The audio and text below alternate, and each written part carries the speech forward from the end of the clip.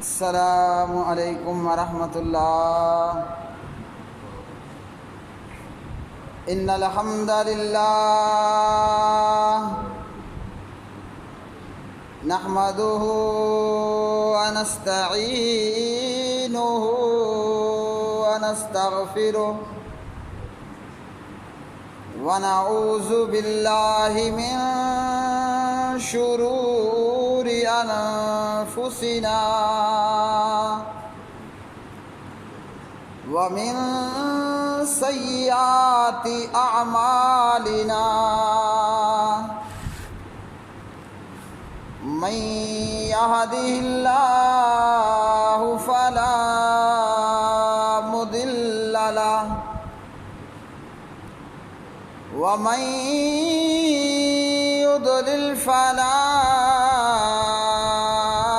هادي له وأشهد أن لا إله إلا الله وحده لا شريك له وأشهد أن محمدًا عبده ورسوله أما بعد فأعوذ بالله السميع العليم من الشيطان الرجيم من همزه ونفخه ونفسه يا أيها الذين آمنوا اتقوا الله حق تقاته ولا تموتن إلا وأنتم مسلمون يا أيها الناس اتقوا ربكم الذي خلقكم من نفس واحدة وخلق منها زوجها وبث منهما رجالا كثيرا ونساء واتقوا الله الذي تساءلون به والأرحام إن الله كان عليكم رقيبا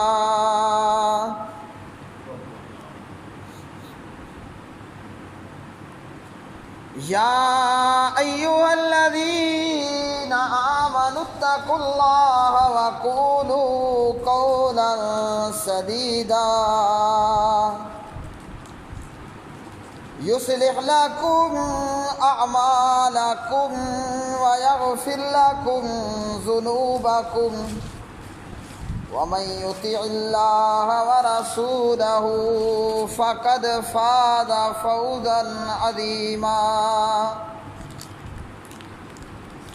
أما بعد فإن خير الحديث كتاب الله وخير الهدي هدي محمد صلى الله عليه وسلم وشر الأمور محدثاتها وكل محدثة بدعة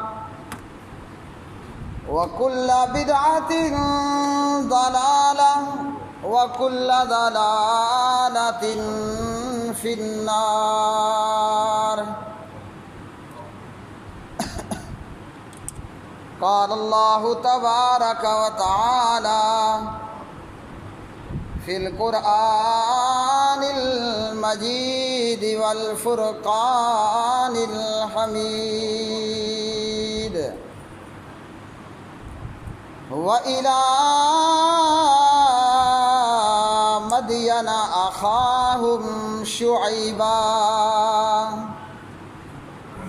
قال يا اعبدوا اللہ ما لکم من الہ غیرہ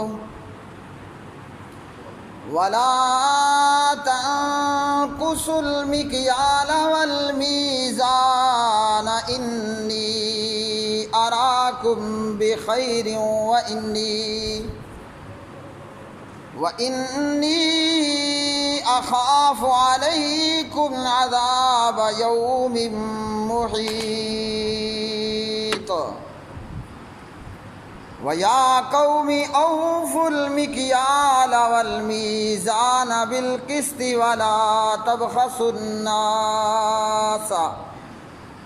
ولا تبخسوا الناس أشياءهم ولا تعثوا في الأرض مفسدين بقية الله خير لكم إن كنتم مؤمنين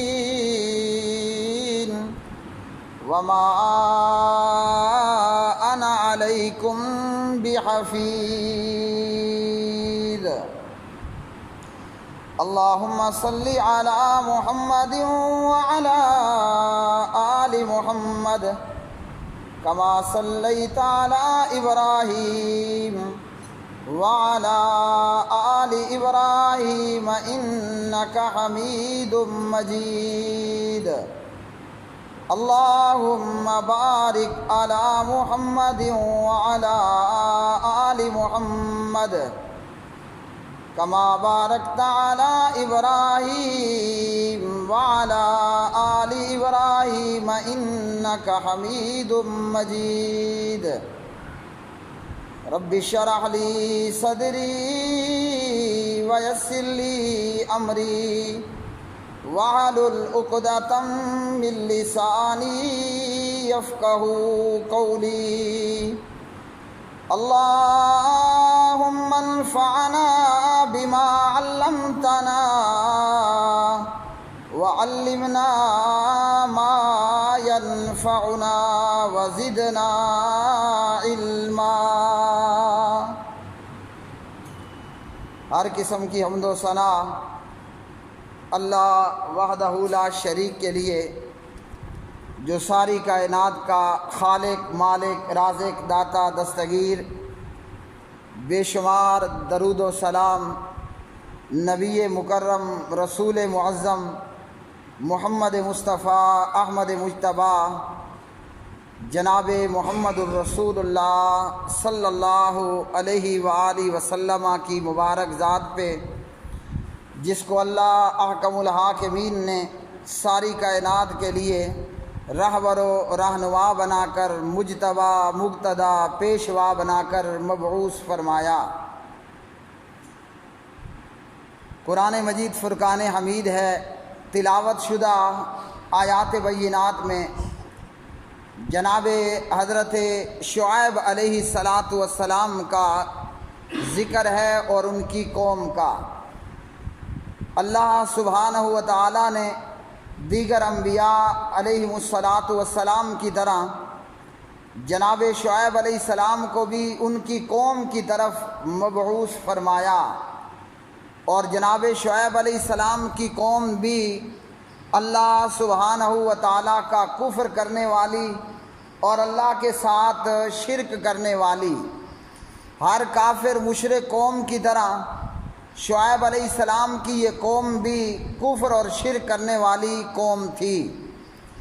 دیگر کافر مشرکوں کے اندر بھی بے شمار دیگر خرابیاں بھی موجود ہوتی ہیں، جیسا کہ پیچھے جناب حضرت لوط علیہ السلام کی قوم جہاں کافر اور مشرک تھی، وہیں پر وہ قوم لونڈے باز، چھوکرے باز اور ڈاکے مارنے والی ڈاکو قوم بھی تھی۔ حضرت شعیب علیہ السلام کی قوم بھی کافر اور مشرک بھی، اور کفر و شرک کے ساتھ ساتھ وہ ماپ اور تول میں کمی کرنے والے بھی تھے، اور اسی طرح جب جہاں داؤ چلتا، موقع پڑتا، لوگوں کا مال ناجائز طور پر ڈاکے اور رہزنی کی صورت میں بھی ہتھیا لیا کرتے تھے۔ یہ سورہ ہود ہے، پارہ نمبر 12 ہے۔ ان آیات بینات میں ہم دیکھیں گے کہ صدیوں پہلے گزری ہوئی یہ قوم اور اس قوم کے کرتوت اور اس کے اعمال کیا ہمارے اندر تو موجود نہیں ہیں؟ اور اگر یہ اعمال جو اس قوم میں تھے وہ ہمارے اندر بھی موجود ہیں تو اللہ کا عذاب ہمارے اوپر بھی آ سکتا ہے۔ یہ اور بات ہے بریکٹ میں کہ جناب حضور نبی کریم علیہ الصلاۃ والسلام کی دعا، آپ صلی اللہ علیہ وسلم نے 3 دعائیں کیں، جس میں سے ایک دعا قبول ہوئی اور 2 دعائیں حضور نبی کریم صلی اللہ علیہ وسلم کی قبول نہ ہوئیں۔ انہی میں سے قبول ہونے والی دعا وہ دعا یہ بھی تھی کہ آپ نے فرمایا کہ میری امت کو اے اللہ پچھلی امتوں کی طرح ہلاک مت کرنا، جیسے اللہ نے لوط علیہ السلام کی پوری قوم، نوح علیہ السلام کی پوری قوم اور جناب شعیب علیہ السلام کی پوری قوم کو ہلاک کر دیا۔ لیکن یہ کہ اللہ کا عذاب ٹکڑیوں کی صورت میں وہ ضرور آ سکتا ہے کہ کسی ایک علاقے کے اندر اللہ سبحانہ و تعالی زلزلہ پیدا کر دے اور وہ پورا علاقہ، پوری بستی ہلاک ہو جائے۔ کہیں اللہ سبحانہ و تعالی سونامی سیلاب کا عذاب بھیج دے اور علاقے جو ہے وہ صفحہ ہستی سے مٹ جائیں۔ تو جناب حضرت شعیب علیہ السلام کی قوم اور اس قوم کے جو جرم تھے، جرائم تھے، اللہ نے ان آیات میں بیان کیے۔ اب قرآن مجید فرقان حمید کے نزول کا کیا مقصد؟ ایک بڑا مقصد ان سابقہ امتوں کی بدعمالیوں کو بیان کرنا۔ ان سابقہ گزری ہوئی امتوں کی بدعمالیوں کو بیان کرنے کا مقصد کیا ہے کہ میں اور آپ سنبھل جائیں، سمجھ جائیں اور اپنی اصلاح کر لیں۔ ایسا کوئی بھی کام اور ایسا کوئی بھی عمل اور ایسے کوئی بھی اعمال کہ جو اللہ کے عذاب کو دعوت دینے والے ہیں، ان کاموں سے اپنے آپ کو ہم بچا لیں اور روک لیں۔ اور اللہ وحدہ لا شریک کا عذاب وہ کسی بھی صورت میں آ سکتا ہے، وہ چاہے ظالم حکمران کی صورت میں ہو یا سیلاب کی صورت میں ہو یا زلزلے اور طوفان کی صورت میں ہو۔ اللہ کا عذاب، اللہ کے بے شمار اور ان گنت اور لاتعداد لشکر موجود ہیں۔ اللہ کا عذاب جو ہے وہ ٹڈیوں کی صورت میں بھی آ سکتا ہے، اللہ کا عذاب وہ مینڈکوں کی صورت میں بھی آ سکتا ہے، اللہ سبحانہ و تعالیٰ کا عذاب وہ خون کی شکل میں بھی آ سکتا ہے، اللہ کا عذاب وہ جوؤں کی صورت میں بھی آ سکتا ہے۔ اور ایسا نہیں ہے بلکہ یہ عذاب اللہ نے قرآن میں ہمارے لیے بیان کیے۔ اللہ نے جو ہے وہ فرعون اور آل فرعون پر ٹڈیوں کا عذاب بھی بھیجا، خون کا عذاب بھی بھیجا، مینڈکوں کا بھی عذاب بھیجا۔ اور یہ تو وہ چند مثالیں ہیں جو دنیا میں ہو چکی۔ اللہ کے کتنے لشکر ہیں انہیں اللہ، وہ پاک پروردگار خود آپ جانتا ہے، ہم نہیں جانتے۔ اس لیے اللہ سبحانہ و تعالیٰ کا عذاب وہ کسی بھی صورت میں آ سکتا ہے۔ اس لیے ہمارے پیارے نبی جناب حضور نبی کریم حضرت محمد بن عبداللہ بن عبد المطلب بن عبد مناف بن قصی بن کلاب، جناب محمد الرسول اللہ صلی اللہ علیہ وسلم کی یہ سیرت طیبہ، آپ صلی اللہ علیہ وسلم کا یہ اسوہ حسنہ کہ جب تیز آندھی چلتی، جب طوفانی جو ہے وہ موسم بن جاتا، موسم طوفانی ہوتا، تیز ہوا یا تیز آندھی چلتی تو پیارے نبی علیہ الصلاۃ والسلام فوراً نماز پڑھنا شروع کر دیتے۔ آپ صلی اللہ علیہ وسلم فوراً مسجد کو پہنچتے۔ کیا پتہ کہ یہ آندھی عذاب ہو اللہ سبحانہ و تعالیٰ کا، کیا پتہ یہ آنے والے بادل اللہ کا عذاب لے کر آئے ہوں، اور اللہ نے سابقہ قوموں کو تیز ہواؤں کے ساتھ بھی ہلاک کیا، تیز چیخ کے ساتھ بھی ہلاک کیا، اور جسے وہ بادل اور پانی سمجھ کر اور بارش سمجھ کر آئے وہ اللہ کا عذاب تھا۔ اللہ نے اس صورت کے اندر بھی قوموں کو ہلاک اور برباد کیا۔ اب اللہ نے قرآن مجید میں یہ اس لیے بیان کیا کہ اگر ہمارے اندر یہ برے کام، برے اعمال، بدعمالیاں موجود ہیں تو ہم سنبھل جائیں، سمجھ جائیں اور سدھر جائیں۔ لیکن بات یہ ہے کہ ہم قرآن پڑھتے ہی نہیں ہیں، ہم قرآن پڑھتے ہی نہیں ہیں، سمجھیں گے کیا خاک؟ اچھا پڑھتے نہیں تو کیا قرآن سنتے ہیں؟ سنتے بھی نہیں ہیں۔ جب ہم قرآن پڑھتے نہیں، قرآن سنتے نہیں، سمجھنے کی باری تو ہے وہ تیسرے نمبر پر۔ اولاً ہم نے قرآن پڑھنا ہے، قرآن پڑھیں تو ہمیں پتہ چلے نا۔ اگر ہم قرآن سنیں تو ہمیں پتہ چلے۔ جب ہم نے قرآن پڑھنا نہیں، ہم نے قرآن سننا نہیں ہے، اور قرآن نہ پڑھنے جتنا وقت ہے، نہ قرآن پاک کو سننے جتنا وقت ہے، نہ قرآن پاک کو پڑھنے جتنا وقت ہے، نہ اللہ کے قرآن کو سننے جتنا وقت ہے۔ صحابہ کرام رضوان اللہ علیہ مجمعین، ان کے پاس قرآن پڑھنے جتنا وقت بھی تھا اور ان کے پاس قرآن مجید کو سننے جتنا وقت بھی تھا۔ اس لیے جب قرآن پڑھا جاتا زادتہم ایمانا، وَإِذَا تُلِيَتْ عَلَيْهِمْ آيَاتُهُ زَادَتْهُمْ ایمانا، جب اللہ کا قرآن پڑھا جاتا صحابہ کرام رضوان اللہ تعالی علیہم اجمعین کا ایمان بڑھ جاتا، ان کا ایمان زیادہ ہو جاتا۔ تو بھائیو ہمیں بھی چاہیے کہ ہم اللہ کا قرآن پڑھیں، اللہ کا قرآن سنیں۔ وَإِذَا تُلِيَتْ عَلَيْهِمْ آيَاتُهُ زَادَتْهُمْ ایمانا وَعَلَىٰ رَبِّهِمْ يَتَوَکَّلُونَ۔ وہ قرآن پڑھنے جتنا وقت بھی رکھتے تھے، قرآن مجید سننے جتنا بھی ان کے پاس وقت موجود تھا۔ اگر ہم چاہتے ہیں کہ ہم دنیا میں کامیاب ہوں، قبر و آخرت کے اندر کامیاب ہوں، تو قرآن سننے جتنا اور قرآن پاک پڑھنے جتنا وقت نکالیں۔ تو دیکھتے ہیں کہ جناب شعیب علیہ السلام کی قوم، اس قوم کے اندر کیا خرابیاں تھیں۔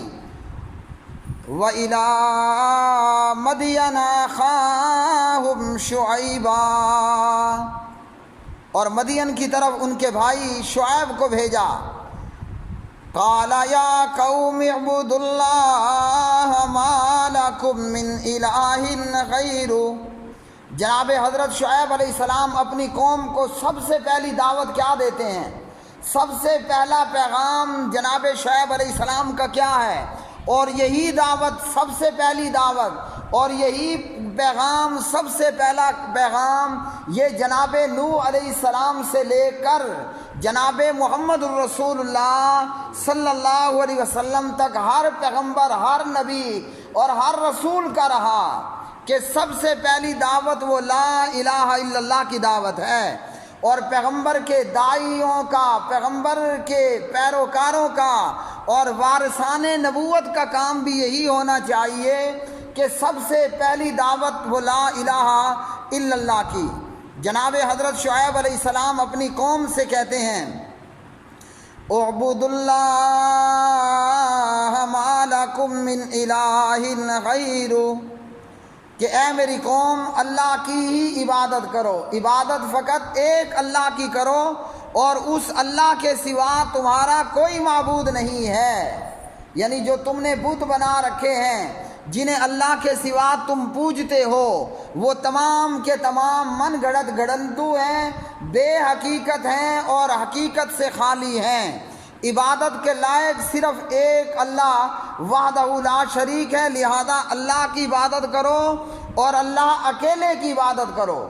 یہ نہیں کہ اللہ کی بھی عبادت کر لی اور اللہ کے ساتھ غیر اللہ کی بھی عبادت کر لی۔ عبادت اس طریقے پر کرنی ہے کہ عبادت صرف اللہ کی ہو، نماز بھی اللہ کے لیے، روزہ بھی اللہ کے لیے، زکوٰۃ بھی اللہ کے لیے، حج بھی اللہ کے لیے، رکوع بھی اللہ کے لیے، سجدہ بھی اللہ کے لیے، قیام بھی اللہ کے لیے، مرنا بھی اللہ کے لیے، جینا بھی اللہ کے لیے۔ ان صلاتی و نسکی و محیایا و مماتی للہ رب العالمین۔ تو جناب شعیب اپنی قوم سے کہتے ہیں علیہ الصلاۃ والسلام کہ اے میری قوم اللہ کی عبادت کرو اور اس اللہ کے سوا تمہارا کوئی معبود نہیں۔ مطلب جو تم نے عبادت کے لیے بنا رکھے ہیں وہ سب کے سب من گھڑت گھڑنتو ہیں اور بے حقیقت ہیں اور جھوٹے خدا اور جھوٹے معبود ہیں۔ آج کلمہ پڑھنے والوں کا بھی یہی حال ہے کہ ایک طرف اللہ کی عبادت ہوتی ہے اور ساتھ میں اللہ کے غیر کی بھی عبادت کی جاتی ہے۔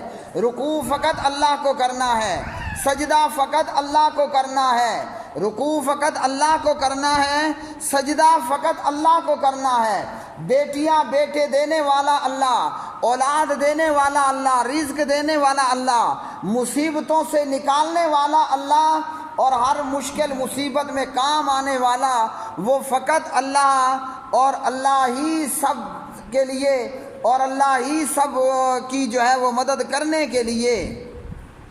اسی طرح جناب شعیب علیہ السلام اپنی قوم سے کہتے ہیں، کیا فرماتے ہیں؟ کہتے ہیں وَلَا تَنْقُصُوا الْمِكْيَالَ وَالْمِيزَانَ وَلَا تَنْقُصُوا الْمِكْيَالَ وَالْمِيزَانَ إِنِّي أَرَاكُمْ بِخَيْرٍ وَإِنِّي أَخَافُ عَلَيْكُمْ عَذَابَ يَوْمٍ مُحِيطٍ۔ اور ماپ تول کم مت کرو، ماپ تول میں کمی مت کرو۔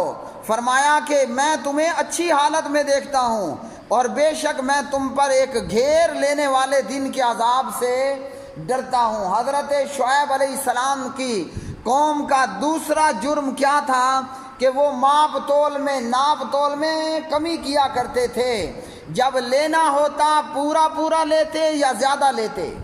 کسی سے کوئی چیز خرید رہے ہیں، اسے ماپنا ہے یا تولنا ہے تو پورا لیتے یا زیادہ لیتے، اور جب وہ کسی کو کوئی چیز بیچنے لگتے تو ماپ میں اور تول کے اندر وہ کمی کرتے۔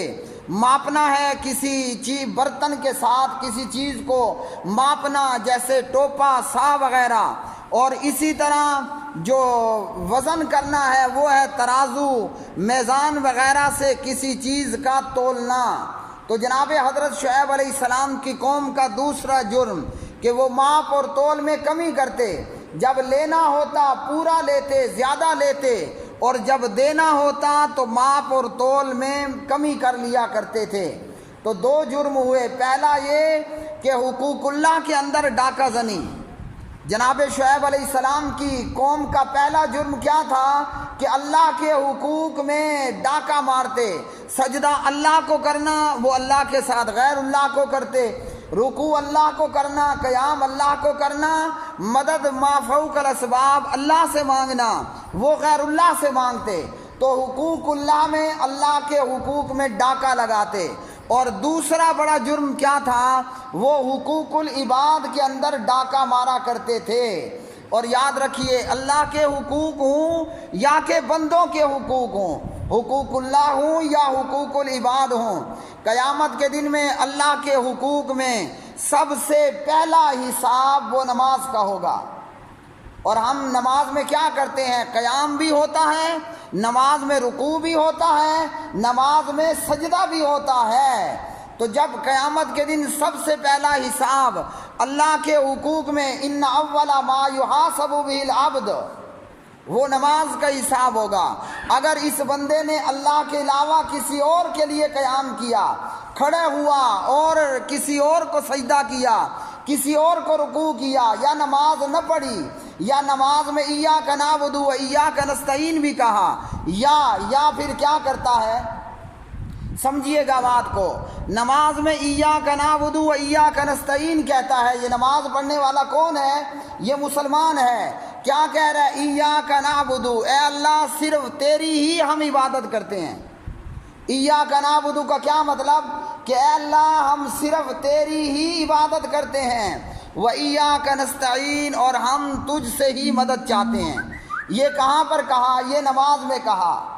تو عبادت میں رکوع بھی ہے، عبادت میں سجدہ بھی ہے نا، عبادت کے اندر رکوع بھی ہے، عبادت میں سجدہ بھی ہے۔ تو نماز میں یہ کیا کہتا ہے؟ ایاک نعبد و ایاک نستعین، صرف نماز میں نہیں، نماز میں نہیں کہتا صرف، بلکہ اپنی جو ہے وہ اپنے جماعت کے جھنڈے پر بھی ایاک نعبد و ایاک نستعین لکھتا ہے کہ نہیں لکھتا؟ لیکن کرتا کیا ہے؟ پاک پتن دربار کے جا کر دربار کو، مرے ہوئے بابے کو جو مٹی میں مل کر مٹی ہو گیا، پاک پتن دربار ہو یا کوئی اور دربار ہو، کلمہ پڑھنے والوں، یہ بابا جب مرا تھا اپنے روتے ہوں کو پاک پتن والا کیا چپ کرا سکا تھا؟ اس کی ماں بھی ہوگی، بہن بھی ہوگی، بیٹی بھی ہوگی، بیوی بھی ہوگی۔ تو کیا یہ پاک پتن والا جب مرا تھا اپنے روتے ہوں کو یہ چپ کرا پایا تھا؟ جواب ہے کہ نہیں۔ اچھا، جب یہ پاک بطن والا مرا تھا، کیا مرنے کے بعد اس نے اپنا استنجا خود کیا تھا؟ جواب ہے کہ نہیں۔ کیا مرنے کے بعد باب پاک بطن والے نے خود اپنا غسل خود کیا تھا؟ جواب ہے کہ نہیں۔ جب وہ اتنا لاچار، اتنا مجبور، اتنا لاچار، اتنا مجبور کہ اپنے روتوں کو چپ نہ کرا سکا، خود اپنا استنجا نہ کرا سکا، آنے والا آیا اور اس کے استنجے کروائے، اسے غسل دیا، اور آگے کیا ہے، خود اپنی قبر میں چل کے نہ جا سکا۔ اب یہ نماز پڑھنے والا نماز میں کیا کہتا ہے؟ ایاک نعبد و ایاک نستعین، ہم تیری عبادت کرتے ہیں، تجھ سے مدد مانگتے ہیں، لیکن سجدہ کس کو کرتا ہے؟ پاک بطن والے کو۔ تو جناب شعیب علیہ السلام کی قوم کا جرم اللہ کے حق میں ڈاکا، اور قیامت کے دن کیا ہوگا؟ قیامت کے دن بندوں کے حساب میں سب سے پہلا فیصلہ وہ خون کا ہوگا، قاتل اور مقتول کو لایا جائے گا۔ اور نبی علیہ السلام کی حدیث صحیح مسلم میں ابو ہریرہ سے پیارے نبی علیہ السلام نے فرمایا، اتدرون ما المفلس، جانتے ہو کہ مفلس غریب نادار کون ہے؟ صحابہ کرام نے فرمایا، المفلس فینا من لا درہم لہ ولا متاع، مفلس وہ ہے جس کی جیب بھی خالی ہے، کوئی کوٹھی بنگلہ مکان بھی نہیں ہے۔ تو پیارے نبی نے فرمایا مفلس وہ نہیں، بلکہ مفلس میری امت کا وہ ہے جو نمازی بھی ہوگا، روزے دار بھی ہوگا، زکوٰۃ دینے والا بھی ہوگا، مگر ان کاموں میں مبتلا رہا ہوگا۔ ان میں سے ایک کام بتا دیتا ہوں وقت کی کمی میں، وَأَكَلَ مَالَ هَٰذَا، وہ لوگوں کا ناجائز مال کھانے والا ہوگا۔ تو شعیب علیہ السلام کی قوم کیا کرتی؟ ماپ اور تول میں بھی کمی کرتی۔ آج ہم بھی حرام طریقے سے مال کھاتے ہیں، وہ ماپ اور تول میں ہو، وہ کرپشن میں ہو، وہ رشوت میں ہو، وہ دو نمبری میں ہو، وہ ملاوٹ میں ہو، وہ کم تولنے کم ماپنے میں ہو۔ اللہ سبحانہ و تعالیٰ سے دعا ہے کہ اللہ وحدہ لا شریک ہمیں اپنی ہی عبادت کرنے کی توفیق عطا فرمائے، حقوق اللہ کی ڈاکہ زنی سے بھی اللہ تعالیٰ بچائے، اور حقوق العباد کی ڈاکے مارنے سے بھی۔ اقول قولی ھذا استغفر اللہ لی ولکم ولسائر المسلمین والمؤمنین۔